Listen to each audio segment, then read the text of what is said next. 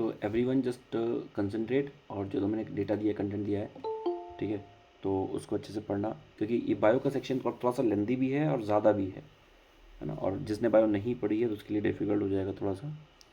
So just try to do it judiciously, ठीक है।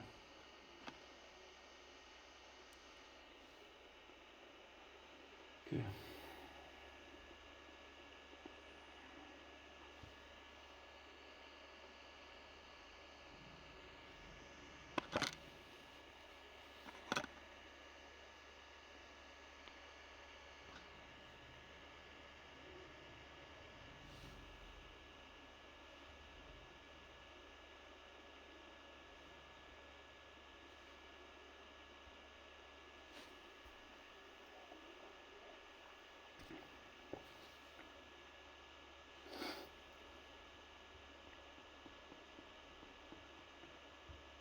कहाँ तक हो गया है?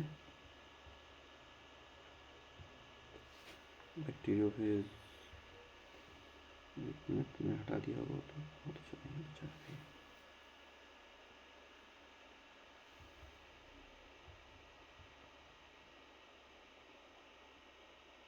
प्लांट किंगडम स्टार्ट करना है, ठीक है।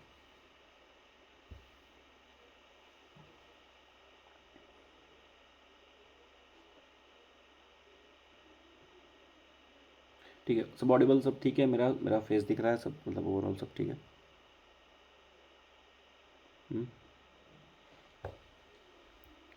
चलिए स्टार्ट करते हैं इसको। आवाज़ आ रही है, सब ठीक है? Okay, all okay.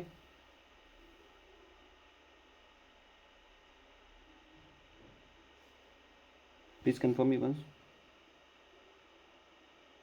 Yes sir. ठीक है, ठीक है, ठीक है, ठीक है।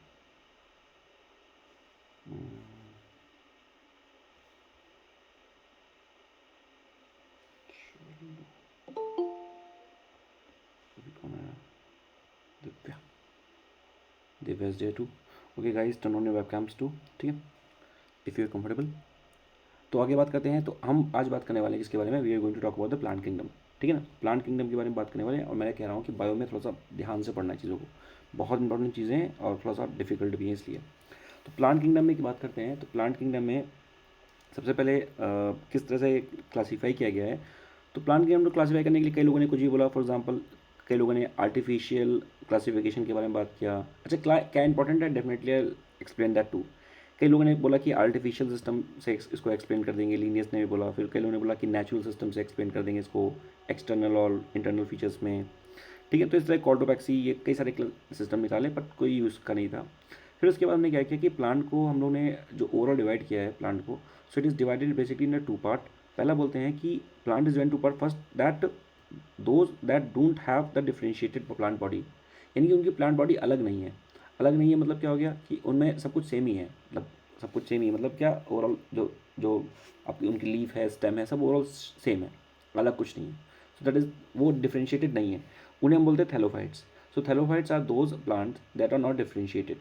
नेक्स्ट आती है हैव डिफ्रेंशिएटेड प्लांट बॉडी, कई जिसकी डिफ्रेंशिएटेड बॉडी होती है। अच्छा, डिफ्रेंशिएटेड और नॉन डिफ्रेंशिएटेड को you can also understand by this concept. For example, हमारी जो बॉडी है वो डिफ्रेंशिएटेड है, हमारे हाथ अलग है, पैर अलग है, आँख अलग है, कान अलग है, सब अलग अलग है। बट कई सारे ऑर्गेनिज्म होते हैं, फॉर एग्जाम्पल सिंगल सेल्स होते हैं, ठीक है ना, प्रोटोजोआ होता है, बैक्टीरिया हो गया, ये सब सिंगल सेल्स है, इनमें डिफ्रेंशिएटेड नहीं है, सब एक ही में सब कुछ है, ठीक है ना। और क्रीपिंग कोई एनिमल हो गया, उस तरह से बात कर सकते हैं। तो क्या हो गया, हाफ डिफ्रेंशिएटेड प्लांट बॉडी। अब अगर डिफ्रेंशिएटेड प्लांट बॉडी है तो इसको फर्दर क्लासीफाई किया गया कि वो प्लांट बॉडी जिसमें वेस्कुलर टिश्यू नहीं है, that is they are without vascular tissues. Next, they are with vascular tissues. Vascular tissues क्या करते हैं? Vascular tissues are helpful for the transportation of the food, water, है ना। जाइलम फ्लोएम का नाम सुना होगा आपने, है ना, जाइलम फ्लोएम का नाम सुना होगा। सो डिफ्रेंशिएटेड बॉडी में हमने दो क्लासीफाई कर दिया कि एक वो जिनके पास डिफ्रेंशिएटेड बॉडी तो है but they don't have the vascular tissues, xylem phloem नहीं है, so this is known as the bryophytes. And those who have the which have the vascular tissues, plant में जाइलम फ्लोएम सब अलग है, ठीक है ना। तो उनको हमने अलग क्लासीफाई कर दिया। उसको हमने बोल दिया कि भाई देखो, इनको भी दो पार्ट में क्लासीफाई कर देते हैं। पहला कि वो सीड प्रोड्यूस नहीं करते, यानी कि they do not produce seed, then they are known as the pteridophytes. And if they are producing seeds, तो उनको बोल दिया है स्पर्मेटोफाइट्स। ठीक। नाउ अब अगर सीड प्रोड्यूस भी कर रहे हैं तो उसमें भी आता है कि बेयर नेकेड सीड है कि जो सीड है वो इनसाइड द फ्रूट्स है। नेकेड सीड मतलब क्या होता है कि सीड है पर उसमें कोटिंग नहीं है, सीड के ऊपर कोटिंग नहीं है, so that is the bare naked seed. And if they are bare naked seed, they are known as the gymnosperm. And if they are seed with fruit, तो उसको बोलते हैं angiosperm. Now angiosperms are further classified into two parts that have two cotyledons and that have one cotyledons. Two cotyledons को dicot बोल दिया और मोनोकॉटिलोडॉन्स यानी जिसके पास वन कॉटिलेडॉन है। ठीक है ना। सो दो this is overall the classification of the plant. फिर से समझ लेते थोड़ा सा व्हाट आई टोल्ड यू कि ओवरऑल थैलोफाइट्स जिनमें डिफरेंशिएटेड प्लांट बॉडी नहीं है। फिर अगर डिफरेंशिएटेड प्लांट बॉडी है बट वेस्कुलर टिश्यूज नहीं है तो दिस इज द बरायोफाइट। अब वेस्कुलर टिश्यूज हैं बट सीड नहीं है तो पेट्रिडोफाइट्स। सीड है पर सीड नेकेड है, नेकेड सीड है तो जिम्नियोफॉर्म। ठीक है ना, जिम्नियोफॉर्म। और अगर अगर for example if it bear the seed inside the fruit तो उसको बोलते हैं एंजियोस्पर्म्स। फिर उसके बाद टू पार्ट में कॉटिलेडॉन्स और मोनोकॉटिलेडॉन्स और डाइकॉटिलेडॉन्स, ये सारी चीज़ें हो गया। ठीक। फिर हम बात करते हैं क्या प्लांट में थोड़ी सी और बात करेंगे। Will talk about the algae. Algae के बारे में बहुत बात किया था हमने, different types of the algae. So one type of the algae also the thallophytes. Thallophyte क्या बताया था अभी यहाँ पर देखो, दे don't have the differentiated plant body. तो थैलोफाइट्स की डिफरेंशिएटेड प्लांट बॉडी नहीं है, मतलब एक ही में सब कुछ है उसमें। ठीक है ना, दे don't have the differentiated plant body, देखो लिखा भी है दे don't have the differentiated plant body. ठीक है, तो यहाँ पर क्या क्या है, यहाँ पर बात करेंगे हम एल्गी के बारे में थोड़ी सी बात करेंगे। तो एल्गी क्या होता है, algae are the chlorophyll bearing. ठीक है ना, and they are the autotrophs. I told you about the autotrophs. Autotrophs अपना खुद खाना बनाते हैं, they make their own food. ठीक है ना, जस्ट लाइक द प्लांट्स। ठीक है ना, प्लांट क्या करते हैं, खुद खाना बनाते हैं, तो autotroph also make the their food by themself and they are the aquatic. So basically जो algae है, algae can grow in fresh water also and in the marine water also, कहीं पर भी ग्रो कर सकते हैं। थैलस का मतलब क्या होता है, थैलस जो लिखा हुआ है ना, thallophytes, plant body not differentiated into the stem, leaves and roots. मैंने बताया था ना कि वो प्लांट बॉडीज में स्टेम अलग, रूट सब में क्या होता है, what is the simple plant, stem है, रूट है, फ्लावर है, फ्रूट है ना, तो ये सारी चीज़ें हैं। So this is the differentiated plant body. पर एक ही में सब कुछ है, कुछ नहीं है उसमें, तो वो क्या हो गया, जैसे हमने ग्रास ले ली तो डिफरेंशिएटेड नहीं, एक ही में सब कुछ चल रहा है उसमें, फॉर एग्जाम्पल। तो ये हो गया स्टेम, लीव्स, ये सब नहीं है उसमें। ठीक है ना। एंड इसका जो हैबिटेट होता है वो कहाँ पर होता है, एल्गी आपको कहाँ मिलेगा, एल्गी आपको मिलेगा स्टोन्स में मिल जाएगा, पत्थरों के बीच में आपने देखा होगा कई बार जो जो वो होते हैं रॉक्स होते हैं, रॉक्स के बीच में आपको एल्गी मिल जाएगा। ठीक है ना, तो वो पत्थरों के बीच में मिल जाएगा एल्गी। क्लियर। फिर उसके बाद सॉइल्स में, वुड में आपको एल्गी मिल जाएगा। ठीक है ना। And also the thing is the algae they form the symbiotic relationship between the lichens and the coral. तो एल्गी क्या सिम्बायोटिक रिलेशनशिप भी बनाती है। ठीक है ना। एंड ऑल्सो एसोसिएशन बनाती है एनिमल्स के बीच में, है ना, for example the sloth bear. ठीक है ना। उसके बाद सबसे इंपॉर्टेंट जो चीज़ है, it is the marine algae which is known as the kelp. कल इसके बारे में बात किया था हमने। Then one of the marine algae which is known as the kelp. Algae क्या है, एल्गी प्लांट है, मतलब सेगमेंटेड नहीं है, थैलोफाइट्स हैं। And one of the marine algae is known as the kelp. तो केल्प का मतलब क्या हो गया, केल्प मैंने बताया था कि प्लांट बॉडीज़ हैं, इसको बोलते हैं दैट फॉरेस्ट या एक्वेटिक फॉरेस्ट, यू कैन से एक्वेटिक फॉरेस्ट। तो ये एक्वेटिक फॉरेस्ट है बहुत, ये देखो दीज आर द केल्प, है ना। तो पानी के अंदर का जो फॉरेस्ट होता है, the forest inside the water, उसको बोलते हैं हम लोग, क्या बोलते हैं, is known as the kelp. ठीक है। Now I talk about the importance of the algae. Algae की इंपॉर्टेंस क्या है, तो एल्गी की इंपॉर्टेंस क्या है, for example half of the total carbon dioxide जो फिक्सेशन है अर्थ में, it is done by the algae only. ठीक है ना। एल्गी, तो एल्गी है क्या, वैसे सामान, मतलब एक सिंपल टर्म्स में जैसे ब्लू ग्रीन एल्गी के बारे में बात करते हैं, जैसे पानी में काई लग जाती है तो वो भी एल्गी है। ठीक है ना, एल्गी हम हर जगह यूज़ करते हैं। तो इंपॉर्टेंस ऑफ एल्गी में हम क्या बताते हैं, पहला इंपॉर्टेंस है, first important is that what is the importance of algae. पहला है कि ये क्या करते हैं, ये कार्बन फिक्सेशन में हेल्प करते हैं, सिक्वेस्ट्रेशन में हेल्प करते हैं, increases the oxygen level in the environment, और डेफिनेटली ये क्या करेंगे, ऑक्सीजन लेवल को एनवायरमेंट में बढ़ाएंगे, फोटोसिंथेसिस करेंगे। ठीक है ना। फिर बात करते हैं, and there are many species of the algae, for example the Porphyra, Laminaria, Sargassum. ठीक है, and they are used as a food. So algae are also used as a food, जिसको हम लोग खाते हैं। फॉर एग्जाम्पल आपने सुना होगा एक एल्गी का नाम है अगर। अगर, सो अगर is basically it is an algae. अगर क्या, it is an algae which is used in the ice creams and jellies. ठीक है, सो अगर is an algae which is used in ice cream. एक नंबर का क्वेश्चन आ सकता है कि विच algae we use in ice cream में यूज़ करते हैं, जली में यूज़ करते हैं एल्गी, अगर। Next is the Elgin, Elgin it is used as A commercially, तो ये भी एक है एल्गी है। नेक्स्ट इज दी कोलेरा और इसके बाद spirulina are the unicellular algae, they are the rich in the protein and used even by the space travellers. So if they are, है ना, this is all P Y Q, जो yellow में highlighted is P Y Q only. So chlorella and spirulina, so they are the unicellular algae, algae unicellular भी हो सकते हैं, multicellular भी हो सकते हैं, and they are rich in the protein and space, जो ट्रेवलर्स में जाते हैं, है ना, एस्ट्रोनॉट्स होते हैं, वो भी इसका इस्तेमाल करते हैं, ठीक है। उसके बाद हम बात करेंगे, किसके बारे में, ब्रायोफाइट्स के बारे में। तो अभी ये ओवरऑल क्लासिफिकेशन ही पढ़ रहे हैं, ठीक है ना, ब्रायोफाइट्स के बारे में पढ़ेंगे। तो ब्रायोफाइट्स में क्या है, ब्रायोफाइट्स क्या होते हैं, उसको पढ़ लेते हैं। तो they are the amphibians of the plant kingdom, bryophytes known as the amphibians in the plant kingdom. Now this is something which is also very important, एक लाइन का क्वेश्चन बन सकता है, what is the amphi which इज known as the amphibian of the plant kingdom. So the bryophytes are known as the amphibian of the plant kingdom. Amphibian का मतलब क्या होता है, what is the meaning of amphibian?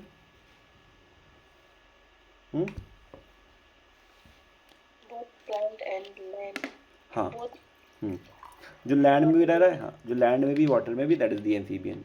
For example frog, frog. अच्छा, amphibian अगर if I talk in these are the plants, ठीक है ना। अगर हम बात करें एनिमल किंगडम के बारे में, तो एनिमल में एम्फीबियन है, तो इट इज़ कोल्ड ब्लडेड और हाल और वार्म ब्लडेड।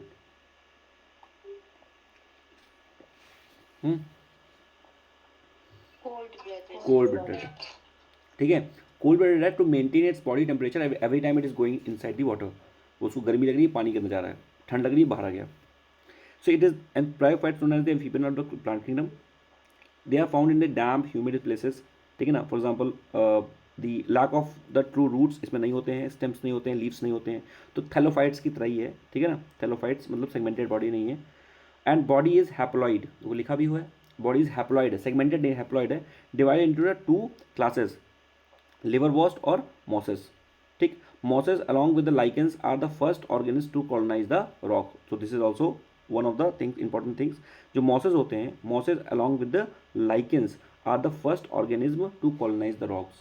लाइकेंस के बारे में कल बात किया था कि दे are the symbiotic relationship form करते हैं ओवरऑल एल्गी के साथ, और लाइकेंस के बारे में बताया था कि if the lichens are present in the atmosphere, अगर जो लाइकेंस है, the lichens are present in the atmosphere, air में प्रेजेंट है, एटमॉस्फियर में प्रेजेंट है, देन एटमॉस्फियर इज क्लीन।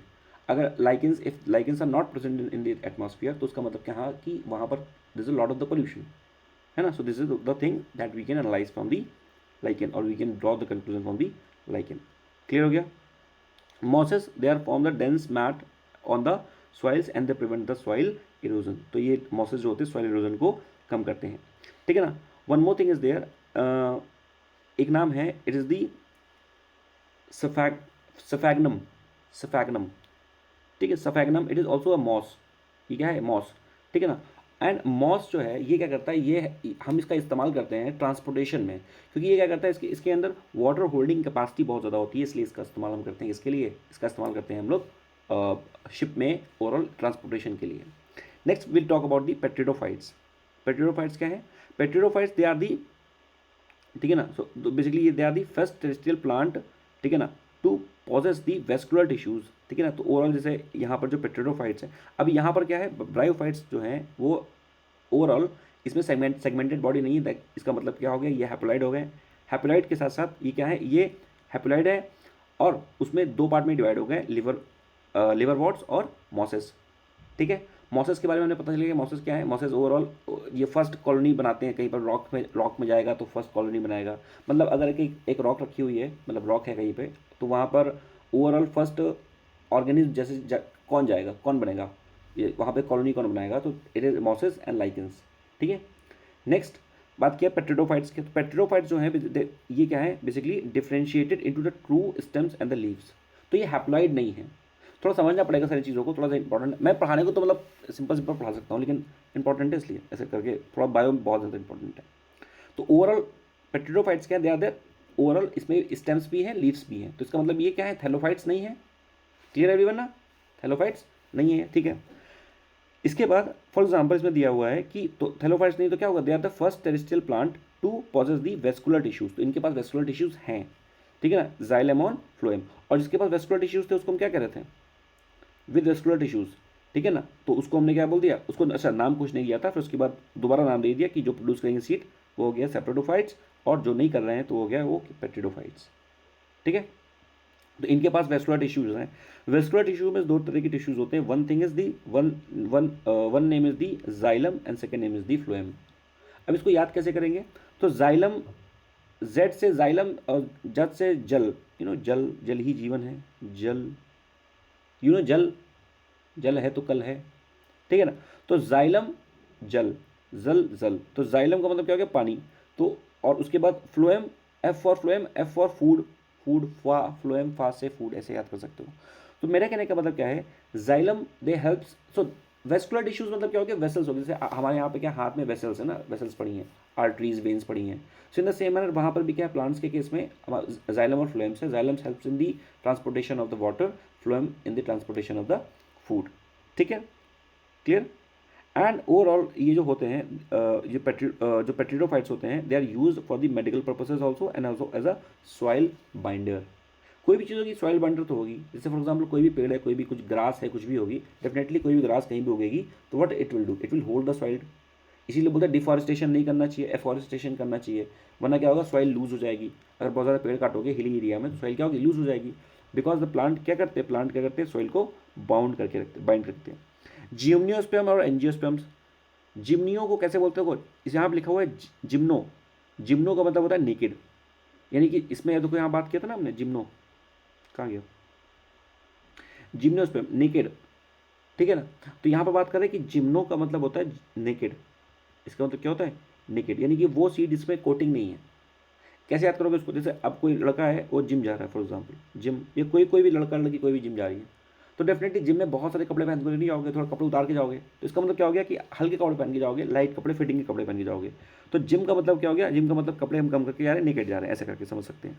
तो जिम, जिम्नियो का मतलब क्या हो गया, जिम्नो का मतलब नेकेड, ठीक है ना। एंड स्पर्मा, स्पर्मा मतलब क्या होता है, सीड। सो बेसिकली क्या होता है, there are the naked seed as the ovules and not enclosed by the ovary wall and remain exposed. तो जो ओव्यूल्स होता है, ओव्यूल्स होता है वो इनक्लोज नहीं होता ओवरी वॉल, उसमें वॉल नहीं होगी, वास्तव में ओवरी की जो वॉल होती है वैक्यूल्स में, ओव्यूल्स में वो नहीं होगी उसमें, ठीक है ना, ओवरी की वॉल नहीं होगी, ठीक है ना। और इट विल रिमेन एक्सपोज्ड। एक और चीज़ याद रखिएगा कि जो ओवरी होती है, ovary, ovary will always always become a true fruit, true fruit, ठीक। तो अगर अब बात किया जाए, जैसे एप्पल की बात की जाए, तो एप्पल जो है ना ट्रू फ्रूट नहीं होता, क्योंकि वो ओवरी से नहीं बनता।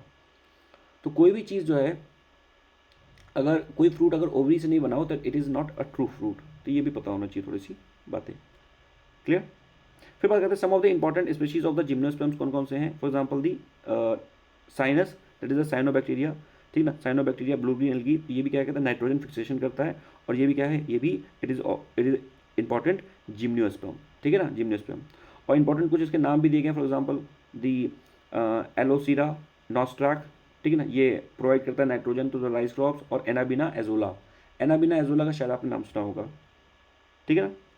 फिर जिम्नोस्पर्म में बात करते हैं, क्या जो लीव्स होते हैं इसमें, ये क्या होते हैं, वेल डेवलप्ड होते हैं, क्योंकि भाई ये क्या है, ये हैप्लॉइड, ये हाँ हैप्लॉइड नहीं, क्या कहता है उसको, थैलमस नहीं, थायोफाइट्स, थैलोफाइट्स, थैलोफाइट्स नहीं है, हैप्लॉइड भी नहीं है, ठीक है ना, यानी कि इनकी पूरी बॉडी स्ट्रक्चर बनी हुई है। तो अब पूरी बॉडी स्ट्रक्चर बनी है, यानी कि इनके पास लीव्स भी है, और बाकी बता दिया मैंने, जाइलम फ्लोएम तो है इनके पास। तो leaves are also well developed, they withstand the extreme temperature, humidity, wind, ठीक है ना। And in the conifers needle like the leaves reduce the surface areas, ठीक है ना। And one of the gymnosperms giant redwood, that is sequoia, is one of the tallest tree species. तो वो simple सी बात है, ओवरऑल जो leaves होती हैं, लीव से क्या होता है, लीव से क्या होता है, ओवरऑल जो ट्रांसपोर्टेशन होता है, ठीक है ना। और उसके साथ साथ क्या होता है, उसके साथ साथ जो आपका क्या कहते हैं उसको,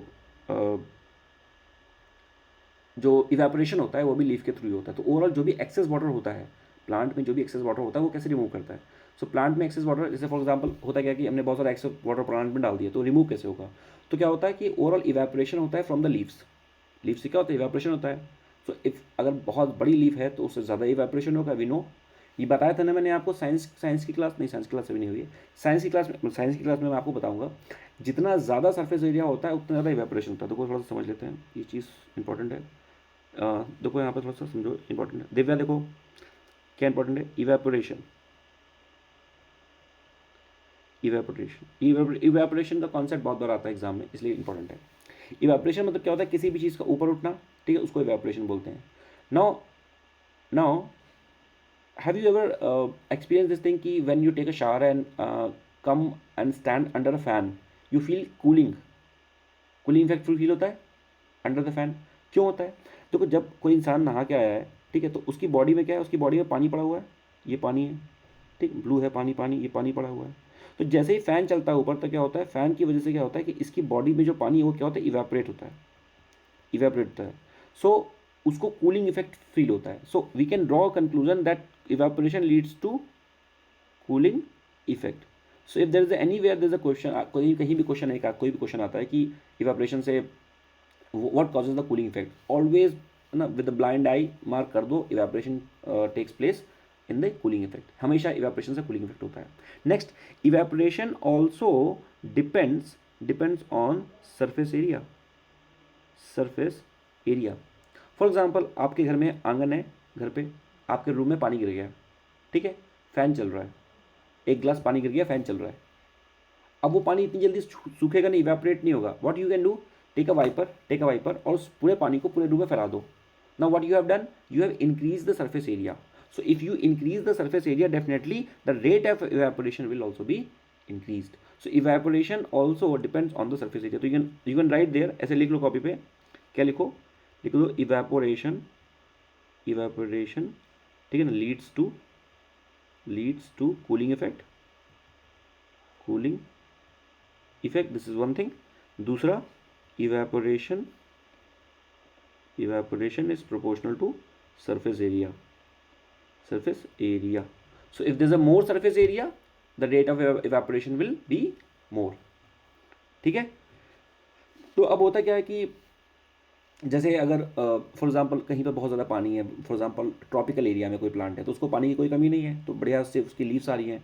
but if the plant is in the dessert area, if the plant is in the for example cold desert है ना, बहुत बर्फ़ पड़ रही है वहाँ पे, तो वहाँ पर क्या होते हैं, कॉनिफर्स होते हैं। वहाँ पर क्या होते हैं, वहाँ पर होते हैं कॉनिफर्स। उनकी जो लीव्स होती हैं, the leaves are of the needle shape, ठीक है ना, निडल शेप मतलब बहुत पतली लीव्स होती हैं। पतली लीव्स क्या होती है, चलो कैक्टस, फॉर एग्जाम्पल कैक्टस बहुत पतली लीव्स होती हैं। और कैक्टस का बाकी का जो पार्ट देखते हो ना, वो उसका स्टेम होता है। बहुत पतली लीव्स हो रही है ना, तो इवेपोरेशन वो रिड्यूस कर देंगे, डेफिनेटली उसको पानी बचाना ना अपना, तो इवेपोरेशन को रिड्यूस कर देंगे। तो इसलिए वो क्या होती है, वो पाइन लीव्स उसको बोलते हैं। क्या बोलते हैं उसको, उसको बोलते हैं, यहाँ लिखा नहीं है, पाइन लीव्स बोल सकते हैं आप, पी यानी पाइन लीव्स, उसको बोल सकते हैं, ठीक है ना। और one of the largest gymnosperm जो है वो है सिकोया। सिकोया क्या है, सिकोया जो है, it is the largest tree of the world.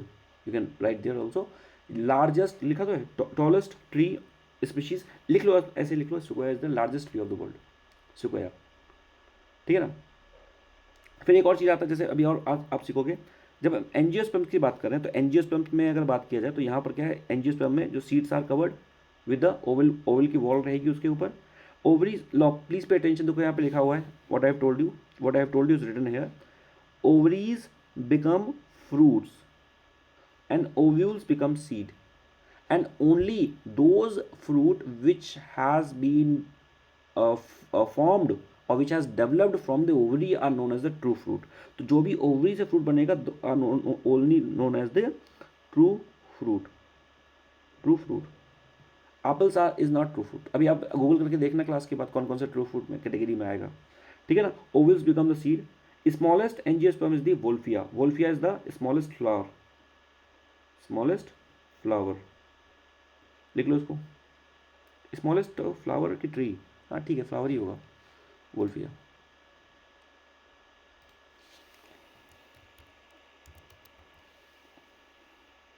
हाँ स्मॉलेस्ट फ्लावर, ठीक है, वोल्फिया क्या होगा, स्मॉलेस्ट, हाँ स्मॉलेस्ट फ्लावरिंग प्लांट, वोल्फिया क्या, स्मॉलेस्ट फ्लावरिंग या flower plant, flowering plant, smallest flowering plant. Largest tree जो हो जाएगा यूकेलिप्टस हो जाएगा, ठीक है ना। और वोल्फिया तो है पूरे वर्ल्ड में है, सिकोया जो ट्री पूरे वर्ल्ड में है, यूकेलिप्टस ना, eucalyptus also known as you can say कुछ भी, मतलब animal of the farmer kind of. क्यों, why eucalyptus known as eucalypt, हाँ क्यों, कोई आइडिया? ये क्या कहता है, it sucks a lot of water, sucks water, lot of water from the land. और इसीलिए ना ये इन्वेजिव स्पीशीज़ है, इसको यहाँ पे मतलब जैसे ये नेचुरल हैबिटेट नहीं है, ऑस्ट्रेलिया के साइड का था ये, इसको लेके आए यहाँ पे, ठीक है। तो ये एंजियोस्पर्म के बारे में थोड़ी सी बात पता चल गई। अब एक और चीज़ बात करते हैं, जैसे हम बात कर रहे हैं किसके बारे में, वी आर टॉकिंग अबाउट, ये लिख लिया था इवेपोरेशन वाला कॉन्सेप्ट, लिख लिया इवेपोरेशन वाला कॉन्सेप्ट लिख लिया, हाँ इसको इरेज कर दूँ इवेपोरेशन वाला। दूसरी चीज़ क्या मैंने बताई थी, मतलब बताऊंगा अभी, जैसे अभी बहुत बार बात कर रहे हैं ब्लू ग्रीन एल्गी के बारे में बात कर रहे हैं, और बात कर रहे हैं कि ब्लू ग्रीन एल्गी जो है नाइट्रोजन फिक्सेशन करता है, ये सब करता है, सारी चीज़ें करता है। तो क्या ब्लू ग्रीन एल्गी के अलावा और कोई करता है क्या भाई? ब्लू ग्रीन एल्गी के अलावा और कोई करेगा? देखो, fertiliser of the biology is of the two types. तो बायोलॉजी में जो भी बायोलॉजी के जो फर्टिलाइजर है दो तरह के होते हैं, पहला होता है मैन्योर, दूसरा होता है बायो फर्टिलाइजर। मैन्योर क्या हो गया, खाद इनको बोलते हैं। जैसे काउ डंक हो गया, तो काउ डंक थोड़े टाइम के लिए आपने रख दिया, उसमें मेथेन एथेन आ गई और सब, फॉर एग्जाम्पल वो हो गई, उसकी मल्चिंग हो गई, सारी चीज़ें हो गई, तो वहाँ पर मैन्योर बन गई वो।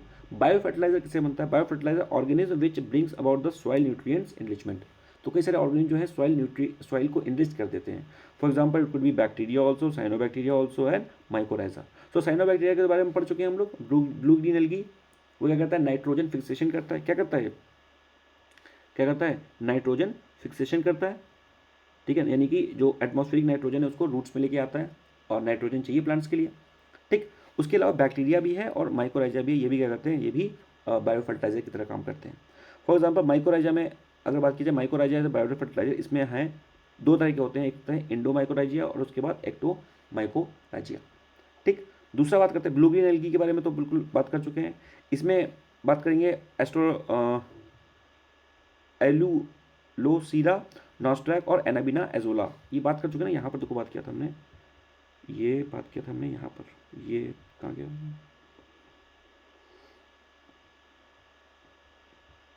ये नाइट्रोजन फिक्सेसिंग बैक्टीरिया में औलोसीरा, नॉस्ट्रैक और एनाबिना एजोला, ठीक है ना। ये क्या करता है, नॉस्ट्रैक क्या करता है, provide the nitrogen to the rice crop. तो ठीक है, यहाँ बात कर ली हम लोगों ने इसके बारे में, ठीक है ना। उसके बाद बात करते हैं बायो फर्टिलाइजर में, बायो फर्टिलाइजर में बात करते हैं bacteria as the bio fertiliser, ठीक है। तो यहाँ पर कई सारे बैक्टीरिया होते हैं, फॉर एग्जांपल जो फ्री नाइट्रोजन को क्या करते हैं, फिक्स करते हैं। एजोटोबैक्टर हो गया, ठीक है ना, क्लोस्ट्रीडियम, ये दो याद रख लीजिएगा, इंपॉर्टेंट है, एजोटोबैक्टर एंड क्लोस्ट्रीडियम। ये है क्या है, दीज आर द बैक्टीरिया जो क्या करते हैं, नाइट्रोजन फिक्सेशन करते हैं। ये वाली पीडीएफ भी शेयर कर दूंगा मैंने जो अभी पीडीएफ शेयर करी उसमें कुछ मैंने अपडेट भी किए हैं, ठीक है ना। उसके बाद Rhizobium, this is very very important, Rhizobium very very important, root nodules of the leguminous plant. जितने भी लेग्यूमिनस प्लांट होते हैं उनके रूट नोडल्स में क्या होता है, राइजोबियम होता है। मार्क कर लेना, डबल टिक मार लो, लिख लो भी, अभी कॉपी पे लिख लो, राइजोबियम। जो मैं बता रहा था ना, क्या बता रहा था मैं, what I was telling you, कि जो क्रॉप रोटेशन करना है हमें ना, हर बार गेहूँ नहीं लगाना है, मतलब हर बार राइस पैडी नहीं लगानी है, वीट नहीं लगाना है, हमें क्रॉप रोटेशन करना है। और उसमें क्या लगाना है, क्रॉप रोटेशन में पल्सेस लगानी है ना। Pulses are what, pulses are the leguminous plant, pulses are known as the leguminous plant, ठीक है ना। और लेग्यूमिनस प्लांट की जो रूट्स होती है वहाँ पे क्या रहता है, वहाँ रहता है rhizobium. And what it do the nitrogen fixation. Clear हो गया सारा कॉन्सेप्ट, ठीक है ना, नाइट्रोजन फिक्सेशन क्लियर हो गया, हाँ, लेगुमिनस प्लांट। अच्छा एक और चीज़ है जो पल्सेस है, इंडिया इज नेट एक्सपोर्टर और इंपोर्टर ऑफ पल्स।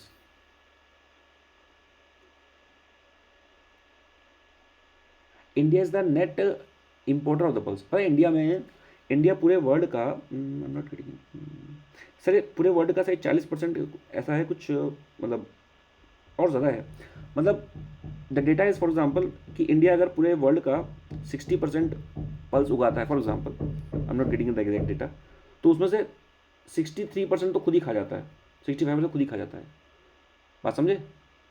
तो पूरे वर्ल्ड में अगर 100 किलो दाल आती है, मतलब उगती है, तो उसमें से 60% तो 60 किलो तो इंडिया उगाता है, पर 65 किलो खुद ही खा जाता है, तो 5 किलो हमें इम्पोर्ट करनी पड़ती है। तो इन टर्म्स ऑफ पल्स हम क्या हैं, इम्पोर्टर ही हैं अभी भी, इतना उगाने के बाद भी, ठीक है। अब हम बात करते हैं किसके बारे में, अब हम बात करते हैं रूट्स के बारे में। ये इतना हो गया, हम थोड़ा सा बात करेंगे रूट्स के बारे में। रूट्स का काम क्या है? रूट्स का काम यही है कि ओवरऑल जो भी न्यूट्रिएंट्स हैं उनको ऑब्जॉर्व करना, और बाकी जैसे मैंने बताया राइजोबियम अभी रूट्स में तो रहेगा, तभी तो नाइट्रोजन फिक्सेशन करेगा, ठीक है।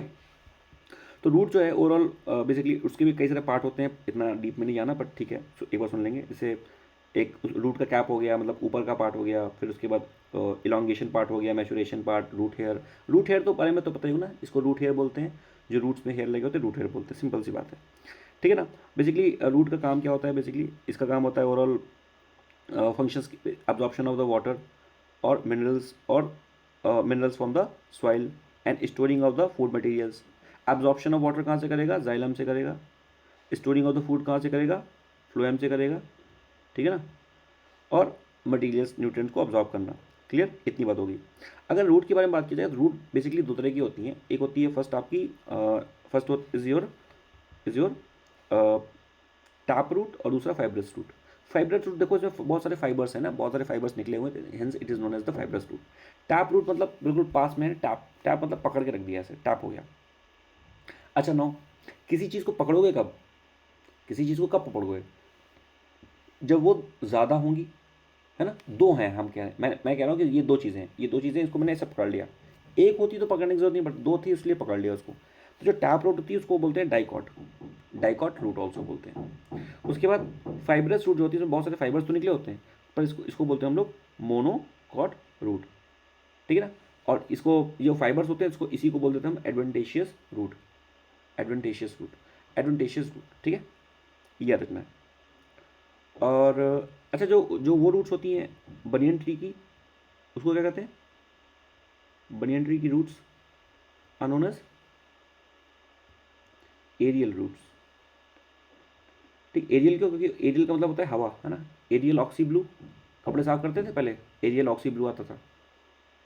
रिकी नहीं करती थी? करते थे। रिकी कहती हम घड़ी साबुन यूज़ करते हैं, ये सब बहुत महंगा आता है, ठीक है।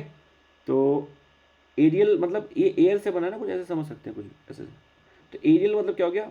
अरे गलत लिख दिया क्या? एरियल ऐसे कुछ ऐसा। एरियल रूट्स मतलब जो बनियन ट्री की रूट्स होती हैं, बिकॉज वो हवा में लटकती रहती है ना, हवा में बाहर लटकती रहती है, इसको हिंदी में बोलते हैं वायवीय जड़ें, वायवीय जड़ें। क्लियर? थोड़ा सा और समझ लेते हैं। टैप रूट, टैप रूट जो होते हैं, tap root they are penetrate deep into the soil. अब भाई पतली है ना, देखो सिंपल सी बात है, पतली है तो ज़्यादा नीचे तक जाएंगी और एडवेंटेशियस नहीं जाएंगी। दीज रूट शैलो होंगी ओवरऑल, है ना, पेनिट्रेट नहीं कर पाएंगी क्योंकि बहुत ज़्यादा फैली हुई हैं। लॉन्ग मेन प्राइमरी रूट्स होती हैं, they don't contain any plain primary roots. Obviously tap root में क्या है? एक रूट है ना, प्राइमरी रूट है, पर यहाँ पर एक रूट तो है नहीं, तो बहुत सारी रूट्स हैं, तो प्राइमरी रूट्स कोई भी नहीं है।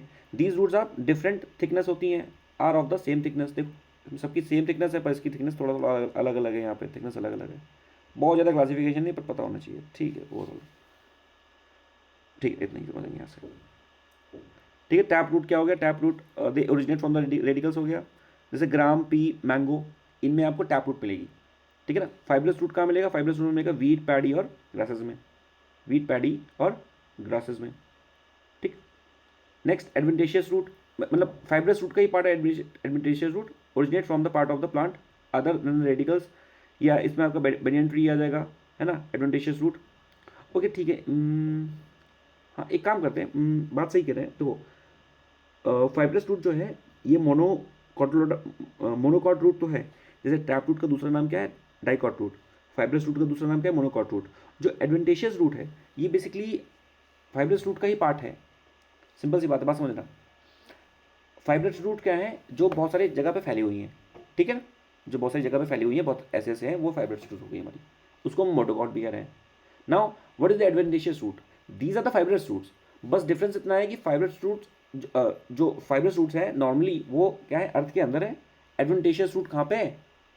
अर्थ के बाहर है। बात समझ गए? बस इतना सा है, ठीक है। तो यहाँ पर आगे बनियन ट्री, मेज टी एंड राइजोफोरा, ठीक है ना, रेस्पिरेटरी रूट्स उसको बोलते हैं, ठीक है ना, मतलब बाहर है, उनको हवा मिल रही है इस तरह से। क्लियर? ठीक है। यहाँ पर एक मैं एक चार्ट भी शेयर करूँगा, ठीक है। ओवरऑल कौन सा पार्ट कौन सा पार्ट मॉडिफाई होकर क्या बन जाता है, जिंजर का कौन सा पार्ट क्या बनता है, ठीक है ना। इसके लिए मैं एक पिक्चर शेयर करूँगा आपको, उसको आप पढ़ोगे, बहुत सी चीज़ें ज़्यादा समझ में आएंगी आपको, ठीक है।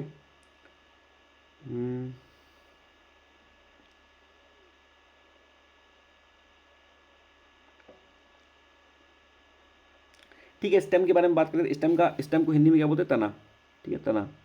स्टेम क्या होता है, स्टेम का फंक्शन क्या होता है, food storage, support, protection and vegetative propagation, ये 3 फंक्शन हो गए। रूट के फंक्शन हमने देख लिए। रूट का फंक्शन क्या था, जाइलम फ्लोएम वाला काम था, पानी और फूड पहुंचाना, मिनरल स्टोर करना, फूड का स्टोरेज भी थोड़ा बहुत उसका काम था। तने का काम क्या है, स्टेम का मेन काम क्या है कि फूड को स्टोर करना और सपोर्ट करना। भाई प्लांट ऊपर कैसे बढ़ेगा, जब उसके तने से बढ़ेगा ना, तने से बढ़ेगा, उसको बोलते हैं स्टेम, ठीक है ना, स्टेम, ठीक है ना। स्टेम का मतलब होता है किसी चीज़ को कैसे सपोर्ट देना। एक होता है for example stem, have you heard about the stem cell, stem cell?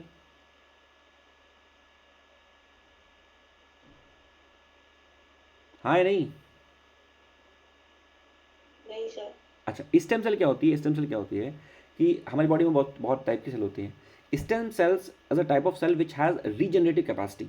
For example if I, जब आप पैदा हुए थे, ये जब मैं पैदा हुआ था, ठीक है ना, आप ही के बारे में बात कर लेते हैं। जब आप पैदा हुए थे तो आपकी बॉडी का अगर स्टेम सेल निकाल लिए थे उस टाइम पे, ठीक, अभी भी आपकी बॉडी में स्टेम सेल्स हैं, तो उस टाइम अगर स्टेम सेल निकाल लिया तो I can regenerate a different organ. For example अगर आपका स्टेम सेल डॉक्टर के पास है तो वो क्या करेंगे, और आपका हार्ट खराब हो गया, ठीक है, तो उस कंडीशन पे you can create a new heart from that stem cell. तो स्टेम सेल के पास रीजनरेटिव कैपेसिटी होती है, ऐसा बात कर सकते हैं। तो स्टेम मतलब जहाँ से कोई चीज़ आ रही है बहुत ज़्यादा इंपॉर्टेंट है, सपोर्ट कर रहा है, प्रोटेक्शन दे रहा है, उसको सपोर्ट कर रहा है, ये हो गया स्टेम, ठीक है ना।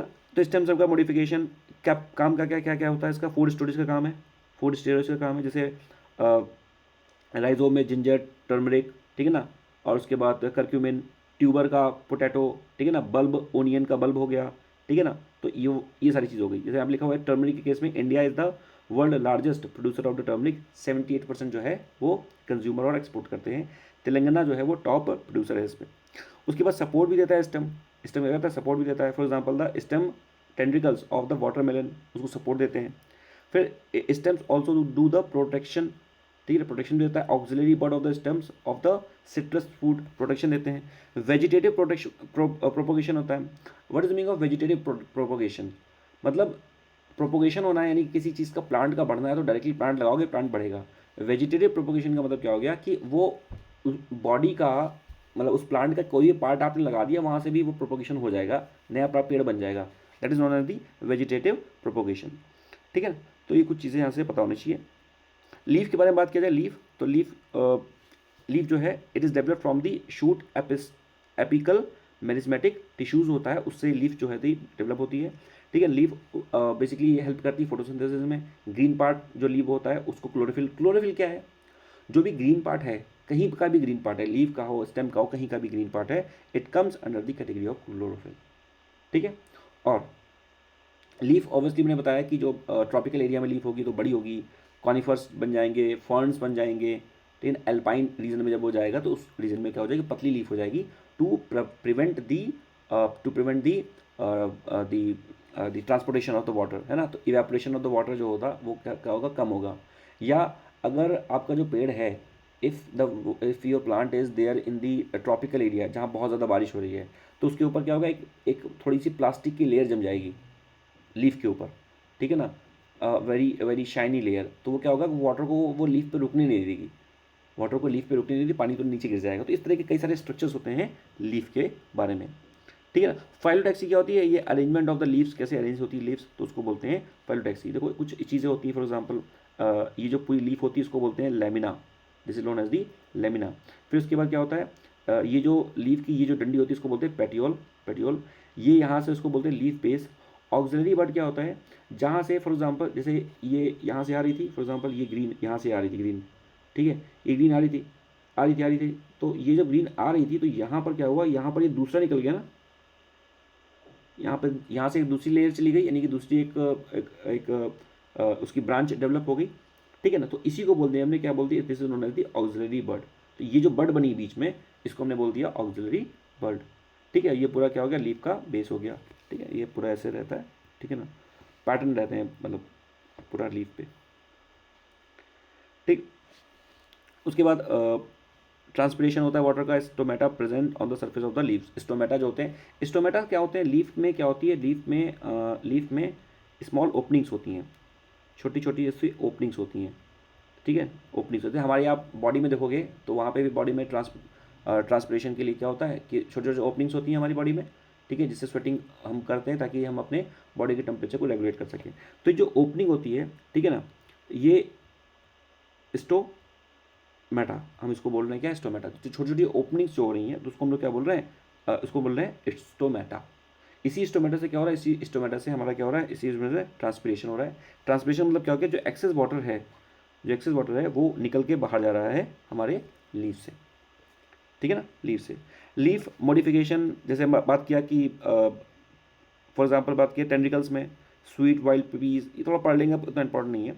ये बताना चाहिए थोड़ा सा इसके बारे में, ये क्या है, इसका नाम पता क्या,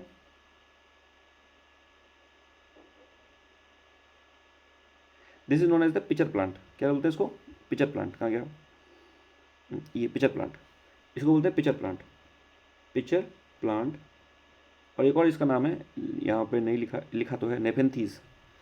पिचर प्लांट, या इसको क्या बोलते हैं, नेपेंथीज। ये क्या है, ये बेसिकली क्या है, it is the nitrogen deficit soil. यानी कि जो पिचर प्लांट जहाँ भी उगता है वो नाइट्रोजन डेफिसिट सॉइल होती है। अब अगर नाइट्रोजन डेफिसिट सॉइल मोस्टली कौन सी होती है, वो जैसे आपकी अगर आपकी बहुत मार्शी एरिया है, बहुत ज़्यादा पानी यहाँ पर भरा है, ट्रॉपिकल एरिया का कोई, फॉर एग्जांपल स्वैम्पी एरिया है, तब स्वैम्पी एरिया होगा तो वहाँ पर स्वैम्पी एरिया में ओवरऑल जो उसकी प्रोडक्टिविटी भी होती है ना, उसकी वो बहुत कम होती है, ऐसे बात कर सकते हैं। तो मार्शी एरिया है कहीं पर, या कोई ऐसा सॉइल है जहाँ पर नाइट्रोजन बहुत कम है, तो प्लांट नाइट्रोजन कहाँ से लेगा, फिर प्लांट को नाइट्रोजन चाहिए। For the development plant need nitrogen. जैसे हमारे डेवलपमेंट के लिए हमें क्या चाहिए, प्रोटीन चाहिए। अगर हमें ग्रोथ चाहिए तो हमें प्रोटीन चाहिए, ठीक है। तो उसी तरह से प्लांट को क्या चाहिए, नाइट्रोजन चाहिए। तो नाइट्रोजन फिक्सिंग बैक्टीरिया, क्या नाम बताया था, नाइट्रोजन फिक्सिंग बैक्टीरिया जो अभी दाल्स में मिला था लेगुमिनस प्लांट में, क्या नाम था उसका, राइजोबियम। हाँ ठीक है, राइजोबियम मिला था। अब मैं क्या कह रहा हूँ कि जो ये जो प्लांट है ना, ये plant basically this can not have the nitrogen, उसको बस नाइट्रोजन नहीं है, नाइट्रोजन सॉइल में नहीं है। अब सॉइल में नाइट्रोजन नहीं तो क्या करूँ, या तो मैं इसको नाइट्रोजन फर्टिलाइजर दे दूँ, एनपीके दे दूँ, है ना, यूरिया दे दूँ मैं इसको, तो बन जाएगा इसका काम। अदरवाइज, और राइजोबियम में ये लेगुमिनस प्लांट भी नहीं है ना, this is also not leguminous plant, otherwise rhizobium से इसका नाइट्रोजन फिक्सेशन कर लेता वो। So they are known as the pitcher plant. ये कहते हैं they hunt the animals. For example अगर कोई इंसेक्ट आया, ये से ये इंसेक्ट कोई आ गया यहाँ बैठ गया आके, ये बैठ गया इंसेक्ट यहाँ पे आके, ठीक है। अब इंसेक्ट यहाँ बैठ गया, इसको पता चला इंसेक्ट आया, तो ये धीरे धीरे अपने इस लिड को क्लोज कर लेगा, धीरे धीरे करके लिड को क्लोज कर लेगा, और ये जो इंसेक्ट है इसके अंदर चला जाएगा। और वी नो कि इंसेक्ट की बॉडी में क्या होता है, नाइट्रोजन होते हैं, तो वो उसको अब्जॉर्व कर लेगा। तो ये क्या कहते हैं, ये एनिमल हंटर होते हैं, ऐसे बात कर सकते हैं। नाम याद रखिएगा, नेपेंथीज होता है पिचर प्लांट, नेपेंथीज होता है पिचर प्लांट, ठीक है ना, ये चीज़। और ये कैक्टस के केस में ना, कैक्टस के केस में ये जो होता है ना, लीफ, ये लीव्स हैं, ये छोटे छोटे दिख रहे हैं ना, ये these are the leaves of the cactus plant. ये उसका पूरा स्टेम बन जाता है, ये पूरा स्टेम का पार्ट हो गया। लीव्स ये छोटी छोटी हैं, और लीव्स इतनी छोटी क्यों हो गई, टू अवॉइड दी ट्रांसपिरेशन, ठीक है ना, क्योंकि वहाँ पानी नहीं है इसलिए। और स्टोमेटा की ओपनिंग बहुत ज़्यादा होगी तो दिक्कत हो जाएगी। अब इस तरह की लीव थोड़ी ना बना सकते हैं, डेजर्ट एरिया में इस तरह की लीव होगी, सब पानी उड़ जाएगा, फिर प्लांट खत्म हो जाएगा, ठीक है। फिर बात करते हैं फ्लावर के बारे में थोड़ा सा। फ्लावर के बारे में बात करने से पहले एक बात की, ओवरी के बारे में बात किया मैंने। तो ओवरी क्या है, ओवरी इट इज़ दी, अगर ओवरी डेवलप हुई, फ्रूट, ट्रू फ्रूट किसको कहेंगे, जो ओवरी से बना हुआ है। एप्पल नॉट ट्रू फ्रूट है, इज़ नॉट ट्रू फ्रूट, क्योंकि वो ओवरी से नहीं बना हुआ है। फ्लावर के बारे में बात करें तो ये क्या है, मॉडिफाइड शूट होते हैं, reproductive unit of the angiosperms.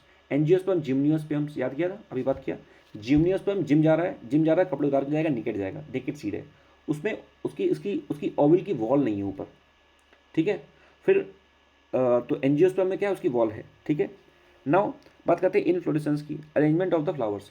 तो फ्लावर का थोड़ा जो स्ट्रक्चर है वो थोड़ा समझ लेते हैं कि फ्लावर का स्पेक्ट्रम प्रॉपर क्या होता है। ये फ्लावर, एक फ्लावर है आपका, आपने शायद इस तरह का फ्लावर देखा होगा, शायद आपने वो इंग्लिश में क्या बोलते हैं, तो गुड़हल का फूल देखा है आपने, गुड़हल का फूल देखा है, ये देखा, चलिए कोई बात नहीं, ये फ्लावर है एक, ठीक है।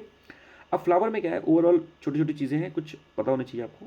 सबसे पहले बात करेंगे, ये हो गया ओव्यूल्स, ओव्यूल्स के अंदर हमारी ओवरी है, ठीक है। इसको बोल दिया जो पत्ती ऐसे निकली, इसको बोल दिया सेपल्स, ठीक है। अब बात करते हैं किसके बारे में, कार्पल के बारे में बात करते हैं। देखो, और स्टेमन के बारे में बात करते हैं। देखो स्टेमन जो है, स्टेमन का नाम देखो क्या लिखा हुआ है, स्टेमन में क्या लिखा हुआ है, मैन, मैन आ गया, स्टेमन मैन आ गया। तो यानी कि ये क्या है, this is the male reproductive organ, male reproductive organ, ठीक है ना, ऑफ प्लांट। ठीक है, क्योंकि इसमें मैन आ गया, तो ये मैन मतलब मेल, तो मेल रिप्रोडक्टिव ऑर्गन।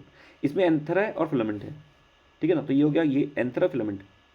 ठीक है, एंथर जो होता है, जब ये एंथर यानी ये जो एंथर जाएगा कहाँ पर, ये एंथर जाता है कहाँ पर, ये एंथर जाता है स्टिग्मा के अंदर, यहाँ से जाता है, तब फिर वो फर्टिलाइजेशन होता है, फिर वो नीचे धीरे से ओवरी में आता है, बताऊंगा उसके बारे में। ये जो ऊपर की ओपनिंग होती है उसको बोल दिया हमने स्टिग्मा। ठीक, ये जो पतली सी, अच्छा ये कैसे पता चला कि यही यही मतलब फीमेल, दिस इज व्हाट, ये पूरा जो आएगा this is the female reproductive part, female reproductive part of flower. तो ये क्या होगा, ये दिस इज द स्टिग्मा। अब स्टाइल देखो, ये कितनी पतली सी है ना, पतली सी, पतली स्टाइल मार रही है, this is showing the style. अब ये स्टाइल कर रही है तो इसका मतलब क्या हो गया, ये स्टाइलिश है, यानी कि लड़की है काइंड ऑफ, ऐसे समझने के लिए मतलब, तो ये स्टाइल हो गया। तो this is known as the stigma, this is known as the stylus. और इसके अंदर क्या होता है, इसके अंदर होता है ओवरी, ओवरी, ठीक है ना, और ओवरी के अंदर क्या हो गया, ओव्यूल्स होंगे। ठीक, जब ये आपका एंथर, ठीक है ना, ये एंथर, ये एंथर आपका इस स्टिग्मा से अंदर जाके इस ओवरी पे जाएगा, उसके बाद क्या होगा, फर्टिलाइजर होगा, फर्टिलाइजेशन होगा, ठीक है ना, रिप्रोडक्शन हमारा उसके बाद स्टार्ट होगा। ये with in the same plant भी हो सकता है, डिफरेंट डिफरेंट प्लांट भी हो सकता है। कई सारे इसके फैक्टर्स कैरियर होते हैं, जैसे मैं बताया था आपको, पता होगा, विंड होता है, एयर होता है, तितली होती है, बर्ड्स होती हैं, इंसेक्ट्स होते हैं। ये क्या होते हैं, ये क्या करते हैं, जब for example if I take the example of a bird, छोटा सा कोई बर्ड है, वो बर्ड बैठा किसी प्लांट पे, और प्लांट पे जब बैठा तो उसके पैरों में क्या चिपक गए, एंथर चिपक गए, चिपक गए उसके एंथर, और the moment it flew from one plant to other plant, उसने उसको वहाँ छोड़ दिया दूसरे प्लांट में एंथर को, तो एक प्लांट, एक आ एंथर बी प्लांट में आ गया, उसके फ्लावर पे आ गया, तो क्या होगा, वो क्रॉस पॉलिनेशन हो गया। सुना होगा cross pollination, self pollination, that two terms, एक होता है सेल्फ पॉलिनेशन, सेल्फ पॉलिनेशन, और दूसरा होता है क्रॉस पॉलिनेशन, क्रॉस पॉलिनेशन। तो सेल्फ पॉलिनेशन मतलब क्या हो गया कि अगर ये जो एंथर है, अगर यही अंतर, ये अंतर इसके अंदर ही चला जाए और ये फर्टिलाइजेशन हो जाए, पॉलिनेशन हो जाए, फर्टिलाइजेशन नहीं कहते, पॉलिनेशन यहाँ पे इस्तेमाल करते हैं, पॉलिनेशन हो जाए, तो वो जो पॉलिनेशन होगा उसको बोलेंगे सेल्फ पॉलिनेशन। बट अगर कोई इंसेक्ट आ गया, कुछ आ गया, ये इसको लेके या हवा के थ्रू, वाटर के थ्रू, है ना, दी ज़्यादा नेचुरल एजेंट्स, इनके थ्रू वो ट्रांसमाइग्रेट करके दूसरी जगह पे और दूसरे प्लांट के स्टेमन में चला गया और ओवरी में चला गया, तो उसको बोलते हैं क्रॉस पॉलिनेशन। क्लियर है इतना? सर, सर एंथर तो नहीं जाता है ना, पोलन ग्रेन्स जाता है ना। ना, तो एंथर के अंदर पॉलिन ग्रेन्स रहेंगे ना इसमें, ये, यस सर, हाँ, यस सर। एंथर के अंदर जो आएंगे वो पॉलिन ग्रेन्स रहेंगे, हाँ। ठीक है, एंथर के अंदर हमारे पॉलिन ग्रेन्स रहेंगे, तो पॉलिन ग्रेन्स जब जाएंगे ओवल्स में, उसके बाद जो होगा वो आपका फर्टिलाइजेशन हो जाएगा या पॉलिनेशन आपका हो जाएगा। क्लियर? फिर बात करते हैं थोड़ी सी और बात करेंगे हम, ठीक है, देखो यहाँ पे कुछ लिखा भी हुआ है, पढ़ लेते इसको। दी एंड्रोशियम में स्टेमन, ये क्या है, it is the male organ of the reproduction. Gynoecium जो होता है, it is the female reproductive organ. दूसरा, क्लव के बारे में बात कर लेते हैं। क्लव आपने खाई भी होगी, लॉन्ग इसको बोलते हैं, ठीक है, लॉन्ग। सो क्लव जो होता है, it is the flower bud, पता होना चाहिए। कई अभी मैंने क्या कहा, I am going to share you with you a list, एक लिस्ट आपके साथ शेयर करूंगा कि कौन कौन से फ्लावर, कौन कौन से वेजिटेबल्स या फ्रूट, कौन कौन से पार्ट से बने होते हैं किसी एक प्लांट के, तो I am going to share that. Clove, तो क्लव जो है, it is the flower bud, तो फ्लावर का जो बड होता है, ठीक है ना, बड, कली, उससे बनता है क्या, उससे बनता है क्लव, तो clove is a flower bud. ठीक, it is native to Indonesia, one thing. Next which is very important is this saffron. Now how the saffron is made, saffron is made from the stigma और and the stylus, ठीक है ना। सैग्मा जो saffron होता है वो किससे बनता है, स्टिग्मा से बनता है, स्टिग्मा से, मेन स्टिग्मा है, स्टिग्मा से बनता है। Clear? Now the other thing that you need to understand is, stigma मतलब क्या हो गया, ये वाला पार्ट, दिस पार्ट, ठीक है, सैफरॉन यहाँ से बनता है। ठीक, नाउ सैफरॉन जो होता है, it is in India it is found in the Kashmir, and in the Kashmir it is found in the Karewa soil. तो ये लिख लीजिएगा आप कहीं पर, बाकी तो नोट में दूंगा बाद में। करेवा जो सॉइल होता है, करेवा ऑफ कश्मीर, वहाँ पे हमारा सैफरॉन मिलता है। जैसे हमने कहा था कॉटन के लिए क्या था, कहा था रेगुर सॉइल, ये सुनो, रेगुर सॉइल, ये कॉटन कल्टीवेशन के लिए, या उसको ब्लैक सॉइल भी बोल रहे थे हम लोग, black soil for the cultivation of the cotton, ठीक है।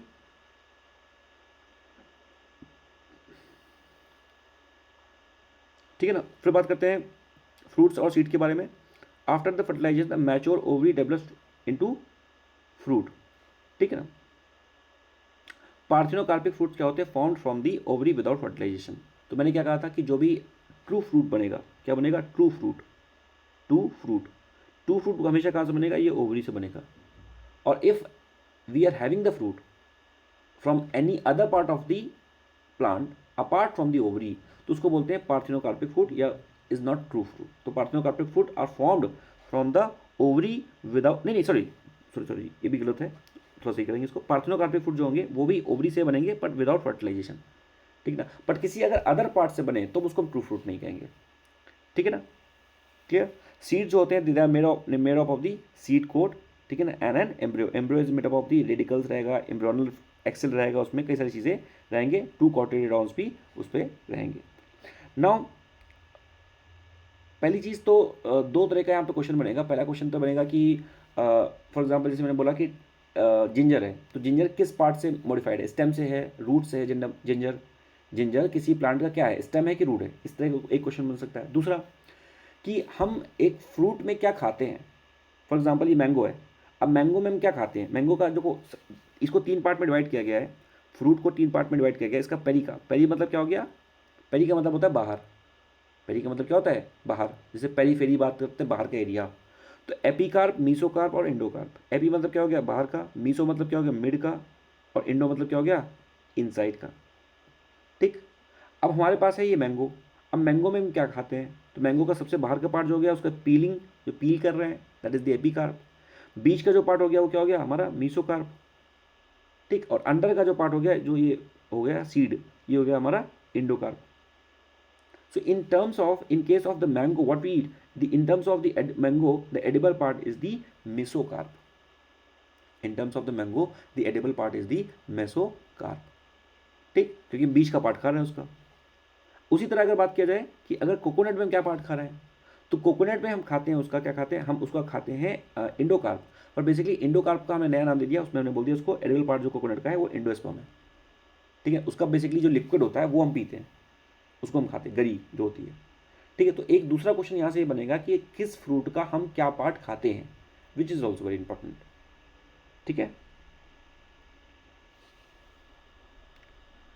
ओके। तो यहाँ पे लिखा भी हुआ है इंडोकार्प क्या है, डेफिनेशन लिख लीजिए, the inner hard layer of the fruit that is surrounded it's seed, उसको बोलते हैं हम लोग क्या, इंडोकार्प। और इंडोस्पर्म, ठीक है, ये क्या है, tissues inside the seed that provide the nourishment to the developing embryo, ये नरिशमेंट देता है, इसलिए इसको एम्ब्रियोस्पर्म बोलते हैं। तो कोकोनट के केस में एम्ब्रियोस्पर्म हम लोग खाते हैं, ठीक है। अभी टाइम हमारे पास 3 मिनट है हमारे पास, ठीक है, ओके। क्विनाइन के बारे में थोड़ा सा पढ़ लेते हैं, क्विनाइन क्या है पहले, क्विनाइन। तो क्विनाइन क्या है बेसिकली, क्विनाइन क्या है, it is use to cure malaria. तो मलेरिया से बचाने के लिए हम क्या करते हैं, मलेरिया से बचाने के लिए हम क्विनाइन का इस्तेमाल करते हैं। And quinine basically it is obtained from the bark of the cinchona. तो सिनकोना एक ट्री होता है, उसकी जो बार्क से हम लोग क्विनाइन बनाते हैं, which is used for the malaria, ठीक है ना। फिर उसके बाद बात करते हैं, ठीक है, आर्थीटर, it is a protein, it is a potent anti malarial drug, ठीक है ना, जैसे क्लोरोक्विनीन, ओके, और उसके बाद प्रामाक्विनीन और एटोवाक्विनोन। तो ये कुछ एंटी मलेरियल ड्रग हैं, ठीक है। कॉटन के बारे में जानते हैं, कॉटन रेगुर सॉइल मिलता है, ब्लैक सॉइल डेक्कन रीजन मिलता है, महाराष्ट्र रीजन मिलता है कॉटन। कॉटन में क्या है, इट इज़, इसका अगर केमिकल कंपोजिशन की बात करें तो 91% इसमें सेलुलोज है, 7 to 8% जो है वो वाटर है कॉटन में। और ध्यान रखिए कॉटन कहाँ मिलता है, रेगुर सॉइल मिलता है, REGUR, रेगुर सॉइल, ठीक है। रेगुर सॉइल्स को ब्लैक सॉइल भी बोलते हैं, कॉटन सॉइल बोलते हैं। और for the cotton cultivation you need 120 frost free days, ठीक। For the cotton cultivation you need 120 frost free days. फिर बात करते हैं पपाया। पपाया में एक एंजाइम है, उसको बोलते हैं एंजाइम पेपेइन, ठीक है, which is found in the papaya. और पपाया जो होता है, because of this enzyme it helps in the digestion of the protein. तो किसी का पेट खराब होता है तो बोलते हैं पपाया खाओ, if there some indigestion, if you have indigestion eat papaya. तो because there is a enzyme known as the papain which helps in the digestion of the protein, ठीक है ना। And papaya basically it is of yellow colour because of the xanthophyll, pigment, तो उसमें ज़ेंथोफाइल pigment होता है, उसकी वजह से क्या होता है वो येलो कलर का होता है, ठीक है ना। उसी तरह से एक ये क्वेश्चन बन सकता है which is also very important, ठीक है। 3 क्वेश्चन हो गए अभी तक। पहला वाला हो गया कि किस फ्रूट का क्या पार्ट डेवलप होता है, दूसरा किस फ्रूट का क्या पार्ट खाते हैं, और तीसरा पार्ट ये हो जाता है कि किसी फ्रूट का कलर अगर वैसा है तो कैसा है, क्यों, because of what. For example Apple का रेड कलर किसकी वजह से होता है, एंथोसाइनिन पिगमेंट की वजह से। कैरेट का रेड कलर होता है कैरोटीन की वजह से। टमाटो का रेड कलर लाइकोपीन की वजह से। टर्मरिक का रेड कलर जेंथोसाइनिन की वजह से। टर्मरिक में इंडिया एक्सपोर्टर है, तेलंगाना फर्स्ट पे आता है, ठीक है ना। और बीट रूट की चुकंदर बीटाडीन की वजह से, ठीक है ना। और ओपियम में ओपियम लेटेक्स है जो है पॉपी कल्टीवेशन जो होता है वहाँ की, उसकी वजह से, ठीक है। आज के लिए इतना ही, आपकी जो क्लास का टाइम हो गया है, ठीक है। आपकी नेक्स्ट क्लास है, मैं तो चाहता हूँ और पढ़ाऊँ, लेकिन वही क्या कि नेक्स्ट में हम एनिमल किंगडम बात करेंगे, ठीक है, नेक्स्ट क्लास में। वैसे बहुत स्लो चल रहा है लेकिन क्या करा जाए, ज़्यादा तो ही है, समझना तो पड़ेगा ही, ठीक है। साइंस में हमें थोड़ा ज़्यादा क्लासेस लगेंगी, कोई नहीं, हम कर लेंगे आराम से। तो कोई डाउट है तो पूछ लीजिए ना, क्योंकि आपकी नेक्स्ट क्लास लगी, अदरवाइज मैं इसको आधे घंटे और अभी स्ट्रेच करता। कोई डाउट है तो पूछ लीजिए आप अभी तक की क्लास में, जो चीज़ समझ में नहीं आई आपको, क्या क्या पढ़ाया हमने, ठीक है। फ्रूट्स के बारे में बात किया हम लोग ने, ठीक है। और पिचर प्लांट्स, ये सारी चीज़ों के बारे में बात किया, ठीक। रूट्स के बारे में बात किया, काफ़ी कुछ आज पढ़ाया हमने, ठीक है ना।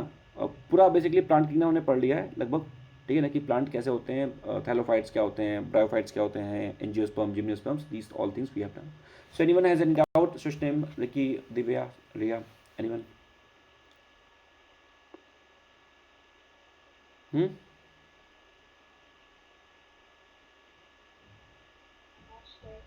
ओके ओके, ठीक है। चलिए फिर, आई थिंक आपकी मैं, हाँ। वो रिगार्डिंग मैथ क्लास में कल तो नहीं हुआ ना, और हम्म अभी तो पहले हो गया ना, सर ने बताया नहीं, उसका रीशेड्यूल हो गया कि क्या अभी इसके बाद क्लास किसका है? होना तो मैथ्स का है, पर कल भी नहीं होगा सर। तो पर अभी, शंकर सर पर से, आज तो हम्म ये क्लास से पहले हो गया शायद ना। अब इस बारे में तो मुझे जानकारी नहीं है।